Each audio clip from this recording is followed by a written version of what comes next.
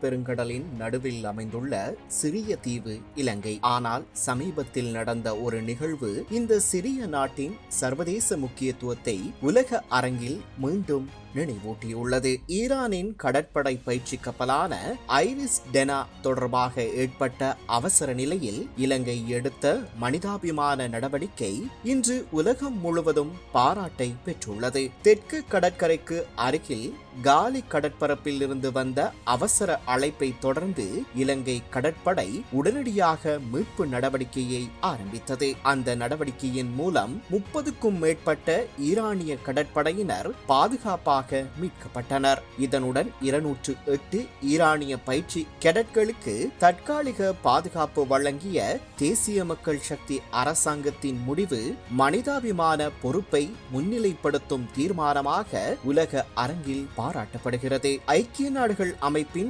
இலங்கை நிரந்தர ஒருங்கிணைப்பாளர் கூட இந்த நடவடிக்கையை வரவேற்றுள்ளார். அவரின் கருத்துப்படி இலங்கை அரசாங்கத்தின் பதில் நடவடிக்கை சர்வதேச சட்டங்களையும் ஐக்கிய நாடுகள் உடன்படிக்கைகளையும் மதிக்கும் ஒரு மனிதாபிமான அணுகுமுறையாகும். மேலும் அது நடுநிலைமை, பல்தரப்பு உறவுகள் மற்றும் அமைதிக்கான இலங்கையின் உறுதிப்பாட்டை வெளிப்படுத்துகிறது.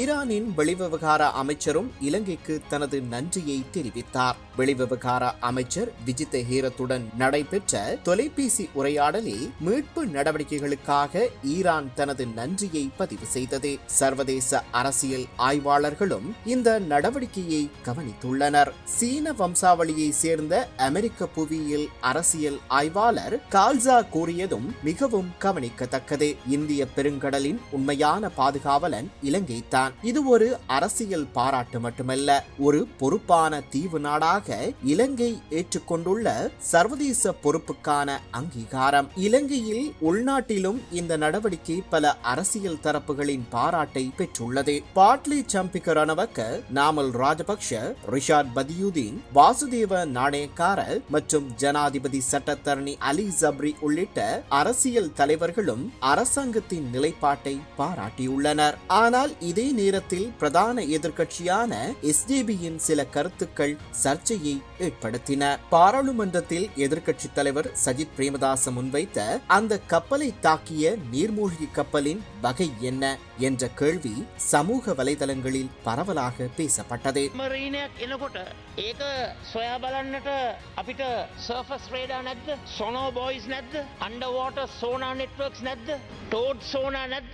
இந்த கருத்தை அரசு தரப்பு கடுமையாக விமர்சித்தது. அரசாங்க பாராளுமன்ற உறுப்பினர் நஜித் இந்திக்கு கூறியது மிகவும் தெளிவானது. மீட்பு நடவடிக்கை மேற்கொண்ட போது அவர்கள் யார், எந்த நாட்டினர், என்ன கப்பல் என்பதை குறித்து நாங்கள் சிந்திக்கவில்லை. மனிதர்களின் உயிரை காப்பாற்றுவதே எங்கள் முன்னுரிமை.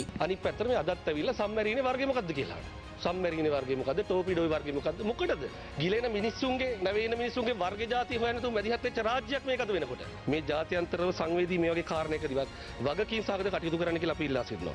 இந்த விவகாரத்தில் மேலும் சில தவறான தகவல்களும் பரப்பப்பட்டதாக குற்றச்சாட்டுகள் எழுந்துள்ளன. 300 சிறுவர்கள் கப்பலில் உள்ளனர் என்ற அஜித் பெரேராவின் கருத்தும் பின்னர் பொய்யாகியுள்ளது. மேலும் சில பொறுப்பற்ற கருத்துக்கள் சர்வதேச அளவில் தவறான புரிதல்களையும் உருவாக்கியதாக விமர்சனங்கள் எழுந்துள்ளன. தேசிய மக்கள் சக்தியின் பாராளுமன்ற உறுப்பினர் லக்மாலி ஹேமச்சந்திரா இதனை கடுமையாக சாடினார். ஒரு மனிதாபிமான சம்பவத்தை கூட அரசியல் நலன்களுக்காக பயன்படுத்தக்கூடாது என்று அவர் வலியுறுத்தினார். இந்நிலையில் மத தலைவர்களும் இந்த நடவடிக்கையை பாராட்டியுள்ளனர். மல்வத்து பீட மகாநாயக்க தேரர் கூறியதாவது, நெருக்கடியான நிலையில் உதவி கோரிய ஈரானியர்களை பாதுகாத்த ஜனாதிபதியின் மனிதாபிமான பண்பை நாங்கள் பாராட்டுகிறோம். மத்திய கிழக்கில் உருவாகியுள்ள இந்த யுத்தத்தை முடிவுக்கு கொண்டு வரவும் அங்கு அமைதியை நிலைநாட்டவும் உலக நாடுகளின் சகல மத தலைவர்களும் ஒன்றிணைந்து